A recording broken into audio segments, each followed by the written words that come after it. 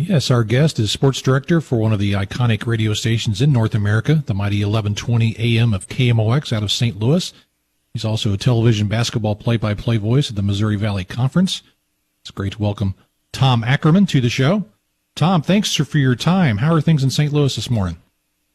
Lyndal and Ned, it's great to be on with both of you. Things are great. It is beautiful here as well. It was cold to start the morning, but we're going to warm up into the 60s today. I miss it down there. I miss Springfield. I do. I love that town and the surrounding area. Can't wait to get back. You're very kind to say that, Tom, and we miss having you down here. By things being great in St. Louis, does that mean you have no COVID-19 cases anymore? It's erased up in that city? Yeah, right. Things are just great.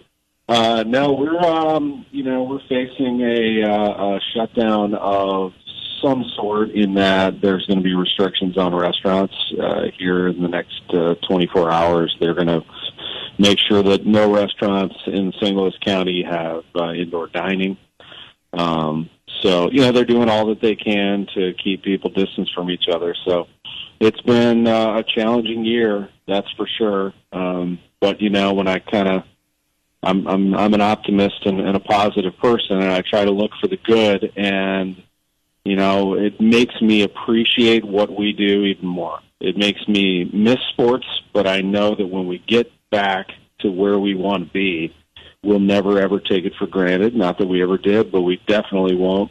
And we'll soak it in like never before. I watched the Masters yesterday, and just to see the green grass and the great golf that was being played. Of course, I miss the galleries there, but it sure was nice to have a distraction like that. I think we play a very important role in society and sports in giving people something to take their minds off of everyday life. And I can't wait till we can do that again. I know that we've been doing it as best we can, but to get back to where we used to be will be very, very special. Well, Tom, I know the pandemic has affected how sports journalists do their jobs. You've been inventive with what you came up with, the Garage Happy Hour, where you stream interviews with sports figures, I guess, from your garage over Twitter, and is it Facebook, YouTube, and so forth on Fridays? Yeah, I think we're going to add YouTube to it, Lyndal. But right now, since April, we've been on Facebook Live and Twitter simultaneously. It's a live stream that I do Thursdays at 5:30, and I appreciate you asking. It just started actually on Twitter. I just tweeted, hey, I'm sitting on my back patio having a drink. Anybody want to talk? It's 5 o'clock, it's happy hour. And so people started responding and interacting. And so KMOX saw that, and our marketing department said, what if you did that as a Facebook Live? And we actually have a sponsor that would be interested. It's Overhead Door. Hey, could you do it out of your garage and call it the Garage Happy Hour? That's this awesome, was one of our marketing geniuses. And I said, you know what, I'll do that. So then after about 2 weeks of interacting with listeners in my garage, sitting there drinking a beer, my boss, Steve Moore, said, what if you had a guest on? Could you do that? So we launched it on a different platform, still on Twitter and Facebook Live. And I had Kenny Wallace was my first guest. He was great. Then I had Kurt Hunziker, the president of the St. Louis Battlehawks, and then suddenly Chris Pronger, Ozzie Smith, Sterling K. Brown, they all started coming and saying yes. It was just wild. And so we've had some run. I mean, I just laugh. I try to see how far I can go with it. I reached out to the Angels, and I said, look, I know this sounds different, but can you ask Albert Pujols, tell him that I'm doing a show out of my garage? And they went to him in the clubhouse, and he said, I'll do that.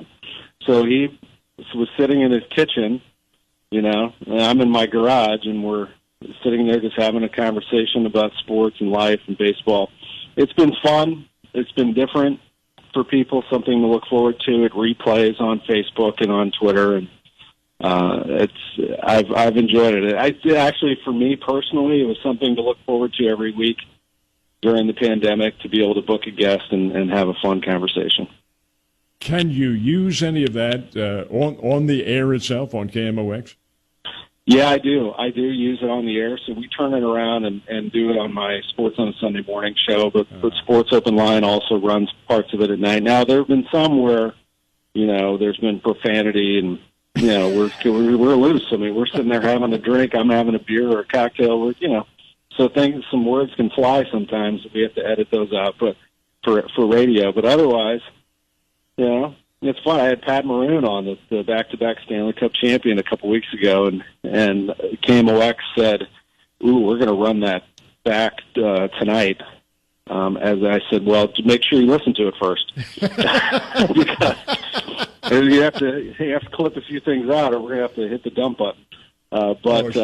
Yeah, it's been fun. It's just I didn't do it for anything to go viral or break news or do any sort of a gotcha interview with anybody. Like, I just wanted people to know that your favorite celebrities are going through the exact same thing you are, and we all kind of need a break. So that's really what it is. Tom, for what it's worth, the number of years that we've done this show down here, I once had a guy pay me the ultimate compliment. He said, hearing you guys, it reminds me of two guys sitting at the bar just talking with one another. That's exactly what we want, and that's exactly what you have up there now. That's pretty good. That is. Yeah, that's a great thing for somebody to say to you, Ned, and it's true. I think that you just have this calming presence about you, and that's when people have said that the show reminds them of two guys just sort of catching up.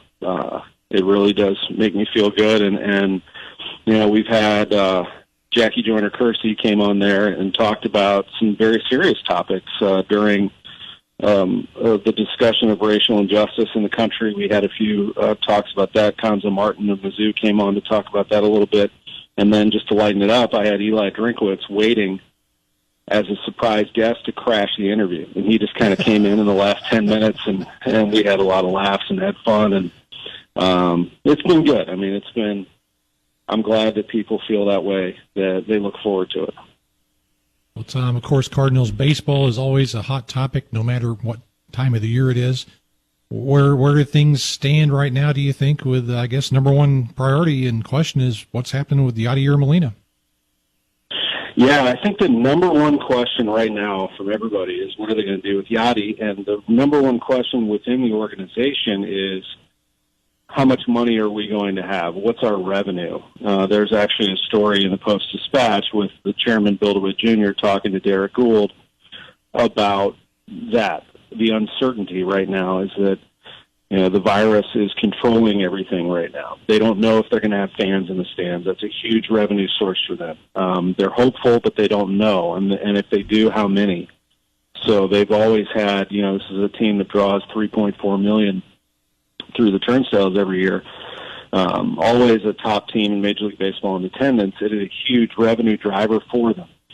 So they have money, but they'd sure like to have a nice flow coming in. But they need to figure out what they're doing with Molina and Wainwright. And for that matter, Colton Wong, although I would assume that Wong is gone and is going to sign a long-term deal somewhere else, so the door is still open on both sides of that conversation. But Yadi is a big topic, and once they figure out what's appropriate there, if they can put together a deal for him, I think he wants 2 years. If they can make that happen, great.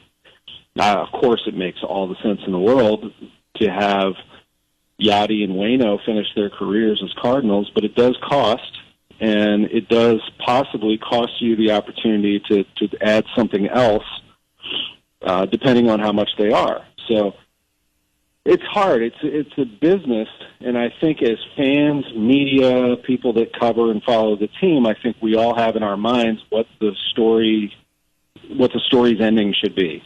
That the two sort of ride off in the sunset together as Cardinals to standing ovations. Well, sometimes that's not the case, and sometimes it's whatever their ending story is. Actually, it always is what their ending story is. It's what they want. It's Michael Jordan played for the Wizards. Tom Brady's playing for the Bucks. It doesn't always end the way we want it to end. So I've always kept that in mind.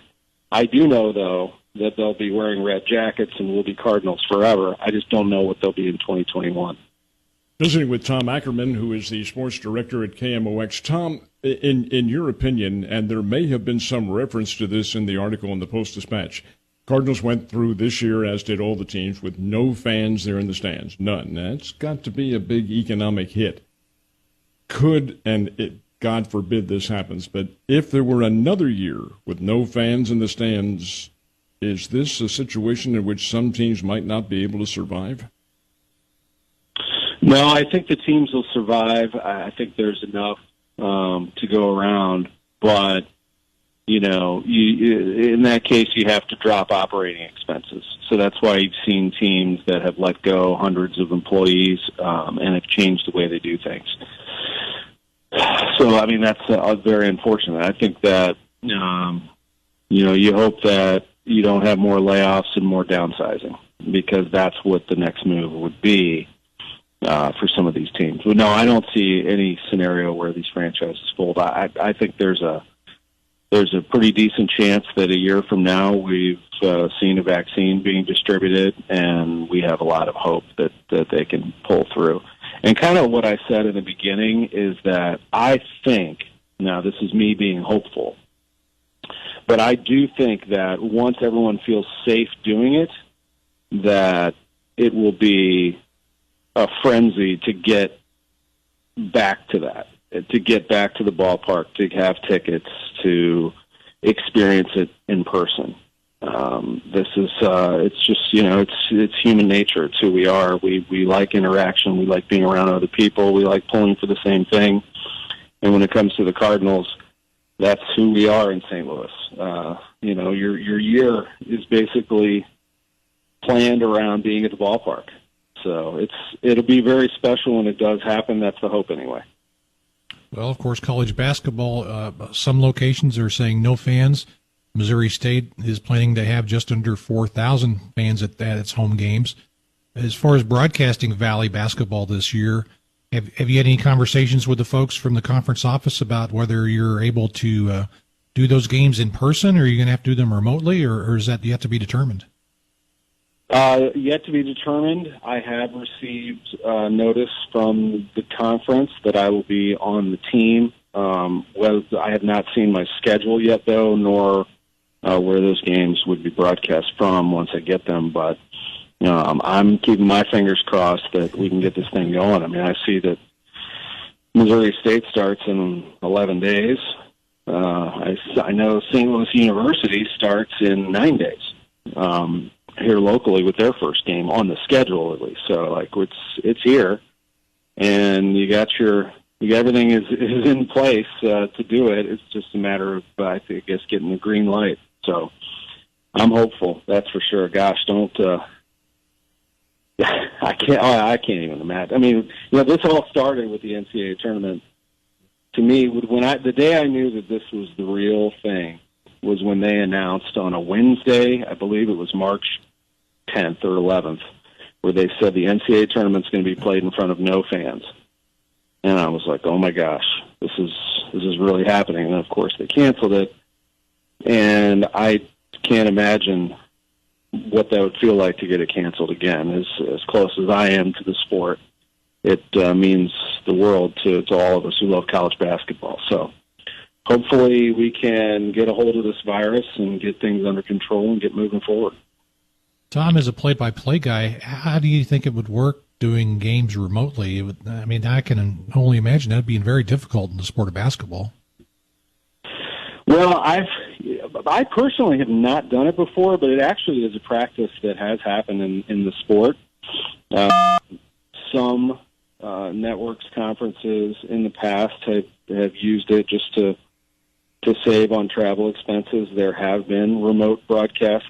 The nickname for them is Remy's, where the play-by-play and analysts are in a studio watching on a monitor.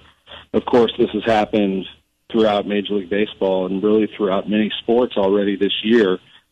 So they set you up with everything you could possibly want. I mean, you have all the notes, the stats, you have monitors, you have different angles. The difference is you're not inside the venue in that case, so you wouldn't be able to see certain things that you normally look up for and see. You're not always following the camera. You're following your own eyes and trying to catch some things that the camera can't see. But, on TV, they're different. On TV, you're basically the guide to what people are seeing. So you're describing, but not too much because they can see it. So you're the quarterback of the telecast as the play-by-play man. You run, everything sort of runs through you. Sponsorship announcements, play-by-play, breaks in the action, setting up the analyst, the sideline reporter. Radio, you are describing everything because the person is blind to the actual event. So that would be a different type of challenge. But I think we're up for it. And talking to John Rooney about it, who did a wonderful job. He said that it was a good experience, that he appreciated the effort that everybody put in. He said he never wants to do it again. I'm with him. So, I totally understand, but this is what it's just a small thing that we're doing to try to help everybody. You just want, I think if you're watching a basketball game or any sport on TV, you just want to enjoy yourself. You don't need to know where the play-by-play person is necessarily. You just want them to call a good game and give you a good product. And that's all we're going to do. I think if Rooney says that that he never wants to do it again, boy, that's music to my ears. Heck with all this. Real quickly, Tom, the schedule, and you're in charge of putting it all together at KMOX. Has it been altered radically? We had an interesting year. Coming out of spring training, at the end of spring training, so we knew that the season was going to be put on hold on that Thursday, March 12th. So from that very day, we started to scramble because we knew we weren't going to have play-by-play of the Cardinals on the radio station for a while. So the first move that we made was we're going to start playing archives. So what games could we play? And then we decided, what we have a lot of that would be really fun? We have the entire 2011 season, game by game. What if we started when they were 10.5 games out in August and played every single game, every single day through Game 7 of the World Series? So we did that. And it lasted, well over a month, probably 7 weeks. And then we're like, okay, now what do we do? So we dug into the archives and we grabbed more seasons and more games, and we just kept playing old games. But at the same time, the discussion was about the Cardinals. When are they going to start? There was definitely a lot of programming and content to be had. That's for sure. So that was kind of the year, just every week, what do we do now to create something different and unique and engaging? And then they started playing, and that was a welcome sight. They ended up, even with an outbreak, played 58 of their 60 games. They were the only team in Major League Baseball that didn't play 60. Right now, our plan is, in addition to carrying Chiefs games, we have the Cardinals ready to roll for 2021. Spring training schedule is out, and the regular season schedule is out. It's just a matter of getting there and then executing it. And in between now and then, plenty of programming to keep people entertained. We'll have a lot of fun across all sports, and that's kind of who we are. And we're not, obviously, KMOX not a sports station; it's a news talk station. So election coverage dominated a lot for the last last several months, anyway. But there's plenty going on, and from a sports standpoint, we feel pretty good about where we are. You are a gentleman for having taken time out of your schedule to visit with us today, Tom. Thank you very, very much, and we'll look forward to your visit down here in Springfield, hopefully sooner rather than later. Well, it's great hearing both of your voices again, and yes, let's get this thing going. I'm excited. It's like every day, it's just a day-to-day situation. So just soak it in today, enjoy it. Let's see what tomorrow brings, and we'll get back to where we used to be.